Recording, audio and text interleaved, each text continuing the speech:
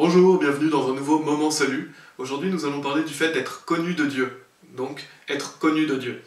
Lorsque nous sommes sauvés, il faut savoir que nous recevons la vie éternelle, que nous devenons un enfant de Dieu, et que Dieu nous connaît. C'est ce que dit la Bible en Jean chapitre 10. On va lire les versets 27 à 29. Donc la Bible nous dit, Jean chapitre 10, versets 27 à 29, « Mes brebis entendent ma voix, et je les connais, et elles me suivent. Je leur donne la vie éternelle, elles ne périront jamais, et nul ne les ravira de ma main. Mon Père qui me les a donnés est plus grand que tous, et personne ne peut les ravir de la main de mon Père. » Ces versets sont clés, sont des versets clés sur le salut. Et qu'est-ce que dit Dieu? Il dit « Mes brebis entendent ma voix, et je les connais. » Ça veut dire quoi? Ça veut dire que lorsque vous croyez en Jésus-Christ, lorsque vous mettez votre confiance en Jésus-Christ, parce que la Bible dit afin que quiconque croit en lui ne périsse pas, mais ait la vie éternelle. Donc quand vous avez mis votre confiance en lui, Jésus vous connaît, Dieu vous connaît, c'est ce que dit ces versets. Et il est même dit donc au verset 28, « Je leur donne la vie éternelle, elles ne périront jamais, et nul ne les ravira de ma main. » Ce verset est vraiment important, parce que ce verset 28, parce qu'il dit de trois manières différentes que votre salut est pour toujours. Parce qu'il dit, je leur donne la vie éternelle, donc c'est une vie éternelle qui vous donne pas une vie temporaire, ça veut dire que vous êtes sauvés pour toujours. Elles ne périront jamais, ça veut dire que vous ne pouvez plus jamais aller en enfer, et jamais ça veut dire jamais, vous ne pouvez plus périr, et nul ne les ravira de ma main. Donc vous êtes dans la main de Jésus-Christ, et bien sûr, qui est plus fort que vous? Qui est plus fort, Jésus-Christ ou vous? Bien sûr, c'est Jésus-Christ qui est plus fort que vous. Voilà ce que je voulais dire, c'est Jésus-Christ qui est plus fort que vous. Donc si Jésus-Christ vous dit que nul ne les ravira de sa main, et en plus après il dit « Mon Père qui me les a donnés est plus grand que tous, et personne ne peut les ravir de la main de mon Père. » Donc vous êtes dans la main de Jésus, vous êtes dans la main du Père, personne ne peut vous ravir de cette main, ça veut dire que vous ne pouvez pas lâcher cette main, parce que Dieu est plus fort que vous, et personne ne peut vous enlever de cette main, et Dieu vous garde dans sa main. Donc ça veut dire quoi? Ça veut dire que vous êtes sauvés pour toujours, et que Dieu vous garde, il est fidèle. Et donc de trois manières différentes, ce verset 28 nous dit que le salut est pour toujours. La vie éternelle, ne périront jamais, nul ne les ravira de ma main. Donc voilà, vraiment ces versets sont très importants sur le fait que une fois que vous êtes sauvés pour toujours. Et donc là où je veux me focaliser, c'est qu'il est dit « et je les connais ». Donc Jésus vous connaît. Donc c'est important de noter ici le fait que Jésus vous connaît. Et au verset 14, donc toujours en Jean chapitre 10, la Bible nous dit « Je suis le bon berger, et je connais mes brebis, et je suis connu d'elles. » Donc Jésus dit encore une fois « Je connais mes brebis ». Donc qui montre clairement que lorsque vous êtes son enfant, lorsque vous êtes un enfant de Dieu, lorsque vous avez cru en Jésus-Christ, vous êtes connu de Dieu.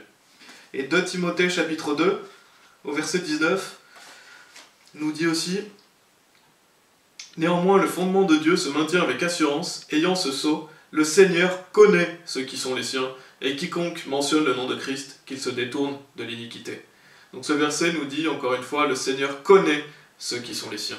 Donc lorsque vous avez cru en Jésus-Christ, vous êtes connu de Dieu. Et vous lui appartenez. C'est ce qui est dit en 1 Corinthiens chapitre 6. Donc vous êtes connu de Dieu et vous lui appartenez. 1 Corinthiens chapitre 6, versets 19 et 20. « Quoi, ne savez-vous pas que votre corps est le temple de l'Esprit Saint, lequel est en vous, lequel vous avez de Dieu, et vous ne vous appartenez pas, car vous êtes achetés à un prix. Par conséquent, glorifiez Dieu dans votre corps et dans votre esprit, qui appartiennent à Dieu. » Donc là, la Bible nous montre vraiment clairement donc, que vous ne vous appartenez pas, parce que vous appartenez à Dieu, et que vous devez glorifier Dieu dans votre corps et votre esprit qui appartiennent à Dieu. Donc lorsque vous êtes un enfant de Dieu, vous lui appartenez. Il vous connaît et vous lui appartenez. Et, donc, et en plus, ce verset montre que vous êtes le temple du Saint-Esprit, que le Saint-Esprit vit en vous.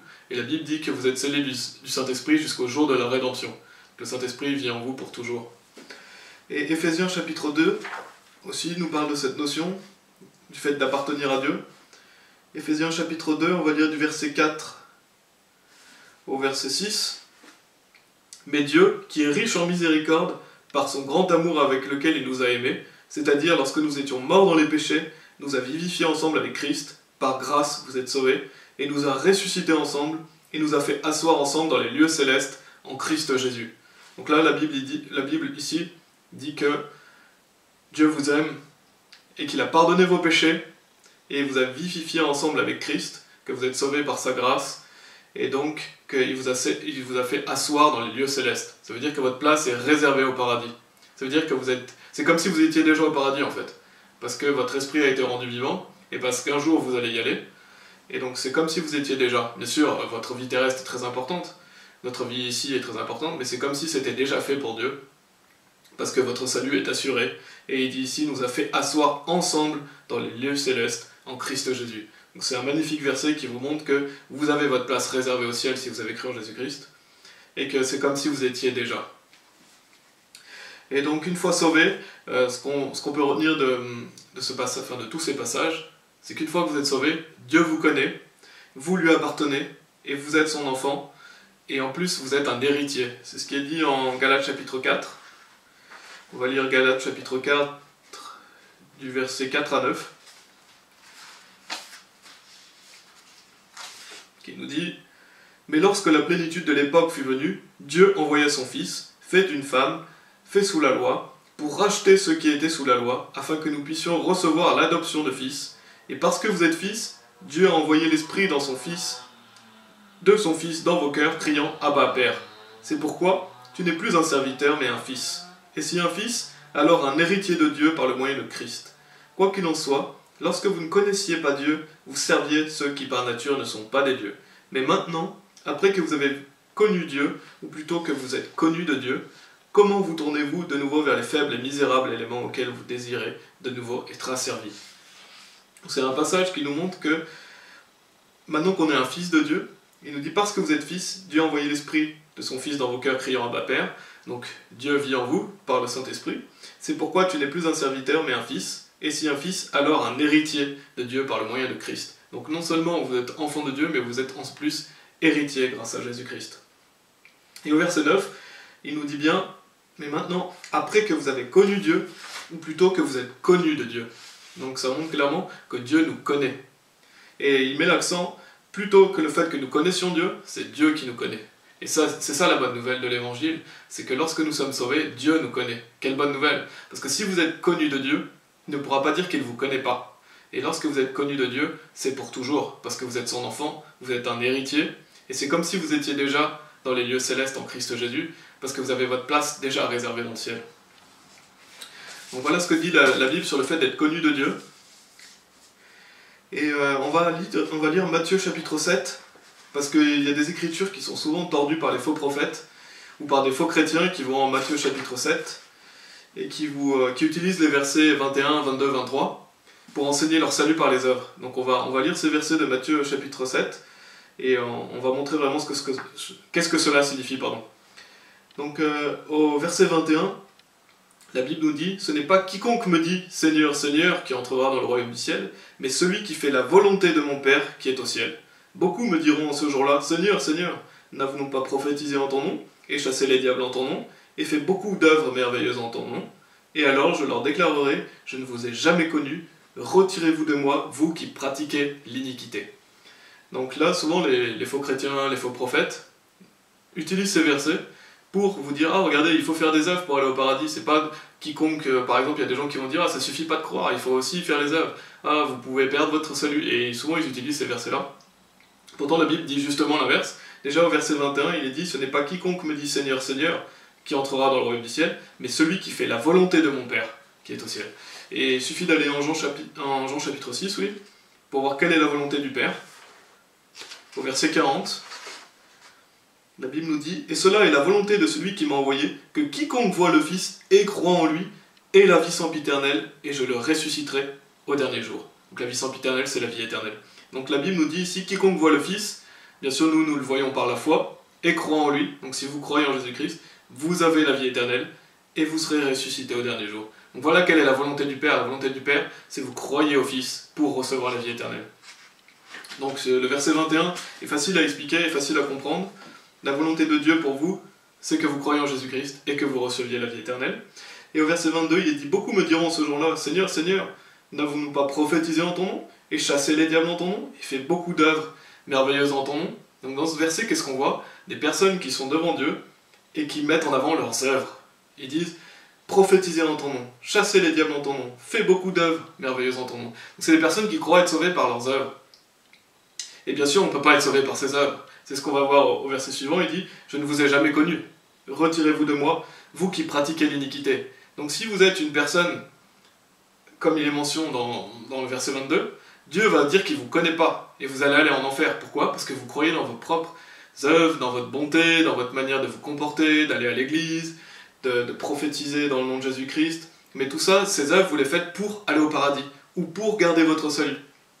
Toutes les personnes qui croient en un salut par les œuvres, que ce soit des personnes qui croient qu'il faut croire plus, faire des bonnes œuvres, des personnes qui croient qu'il faut faire voilà, toutes sortes de bonnes œuvres pour aller au paradis, des personnes qui croient qu'il faut continuer et persévérer jusqu'à la fin, sinon on peut perdre le salut, des personnes qui disent qu'il faut faire des œuvres pour garder le salut, bah, toutes ces personnes sont comprises dans ce verset 22, parce que c'est des personnes qui mettent leur foi dans leurs œuvres. Et qu'est-ce que va dire Dieu? Je ne vous ai jamais connu. Parce que c'est des personnes qui n'ont jamais cru en Jésus-Christ réellement. Parce que si vous avez vraiment cru en Jésus-Christ, si vous avez mis votre confiance en Jésus-Christ, et ben vous savez que Dieu vous a donné la vie éternelle, et vous êtes sauvés pour toujours, parce que c'est ce que dit la Bible, et d'ailleurs on l'a vu en Jean chapitre 10, au verset 28, que « Et je leur donne la vie éternelle, elles ne périront jamais, et nul ne les ravira de ma main. » Donc, vous ne pouvez pas périr si vous avez vraiment cru en Jésus-Christ. Si vous avez mis votre confiance en Jésus-Christ, vous ne pouvez pas périr, vous avez la vie éternelle, et personne ne peut vous enlever de la main de Dieu. Ça veut dire que vous êtes sauvés pour toujours. Et en plus, le verset d'avant, au verset 27, Dieu dit qu'il vous connaît.